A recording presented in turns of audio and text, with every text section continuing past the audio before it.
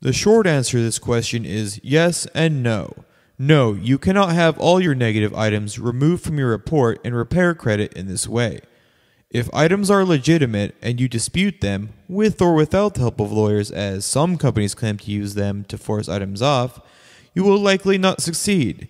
In the end, it is up to the three major credit reporting bureaus to decide what stays and what goes. Having said that, there are some basic strategies that you can use that may help.